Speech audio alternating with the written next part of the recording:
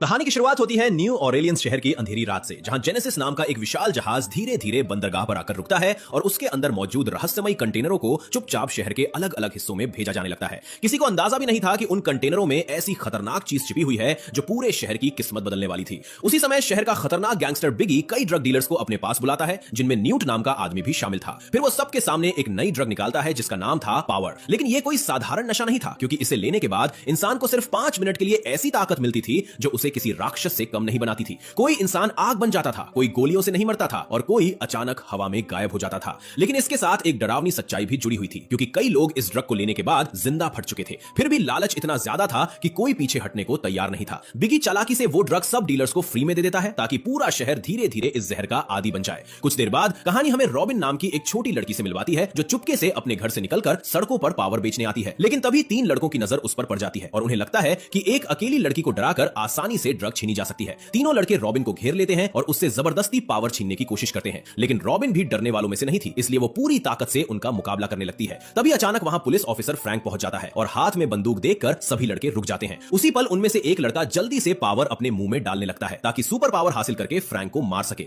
ये देखकर फ्रैंक उसे रोकते हुए कहता है कि ये ड्रग ताकत जरूर देती है, लेकिन कई लोगों को मौत के घाट भी उतार चुकी है। ये सुनते ही लड़का डर जाता है और फ्रैंक तुरंत उसके हाथ से पावर छीन लेता है। इसके बाद फ्रैंक दिखावे के लिए रॉबिन को गिरफ्तार कर लेता है, जबकि बाकी लड़के डर कर वहां से भाग जाते हैं। लेकिन जैसे ही दोनों अकेले होते हैं तब पता चलता है कि फ्रैंक असल में रॉबिन का दोस्त है। फ्रैंक उसे छोड़ देता है, उससे पावर खरीदता है और फिर उसके जन्मदिन पर उसे एक पुरानी मोटर बाइक गिफ्ट करता है। बाइक देखकर पहली बार रॉबिन के चेहरे पर सच्ची खुशी दिखाई देती है, क्योंकि उसकी जिंदगी में खुशियां बहुत कम थीं। अगले दिन कहानी में एंट्री होती है एक रहस्यमयी आदमी आर्ट की, जो सीधे शहर की झुग्गियों में बने एक टूटे फूटे अपार्टमेंट में पहुंचता है जहां न्यूट छिपा हुआ था। जैसे ही आर्ट दरवाजा खटखटाता है, न्यूट अंदर से उस पर बंदूक तान देता है और दरवाजा खोलने से साफ मना कर देता है। लेकिन आर्ट भी आसानी से हार मानने वालों में से नहीं था, इसलिए वो चालाकी से लॉक खोलकर अंदर घुस जाता है। अंदर का नजारा इतना भयानक था कि किसी का भी दिल कांप जाए। ड्रग की लत ने न्यूट के शरीर को पूरी तरह बिगाड़ दिया था और उसका चेहरा किसी इंसान से ज्यादा राक्षस जैसा लग रहा था। कमरे में हर तरफ पावर के पैकेट पड़े हुए थे और सबसे डरावनी बात यह थी कि उनकी रखवाली एक जिंदा मगरमच्छ कर रहा था। आर्ट तुरंत न्यूट को धमकाने लगता है। जैसे ही न्यूट अपनी बंदूक उठाने की कोशिश करता है, आर्ट गोली मारकर उसकी बंदूक दूर फेंक देता है और उसका फोन छीन लेता है। डरकर न्यूट दूसरे कमरे में भागता है और तुरंत पावर निगल लेता है। अगले ही पल उसका पूरा शरीर आग में बदल जाता है और वो चलता फिरता आग का दानव बन जाता है। वो गुस्से में पागलों की तरह आर्ट पर हमला कर देता है और पूरे कमरे में आग लग जाती है। दोनों के बीच जानलेवा लड़ाई शुरू हो जाती है। भागते भागते आर्ट बिल्डिंग से नीचे गिरने वाला होता है, लेकिन आखिरी सेकंड पर खुद को बचा लेता है। वहीं दूसरी तरफ न्यूट की ताकत कमजोर पड़ने लगती है, इसलिए वो लगातार 3 और डोज ले लेता है। अब उसका शरीर और भी ज्यादा खतरनाक हो चुका था और वो आग की तरह आर्ट के पीछे दौड़ने लगता है। लेकिन तभी एक पड़ोसी अचानक उसके ऊपर पानी फेंक देता है, जिससे उसकी ताकत थोड़ी कमजोर पड़ जाती है। बस यही मौका देखकर आर्ट तुरंत बाथरूम में भागता है और अपनी जैकेट को पानी में भिगो लेता है।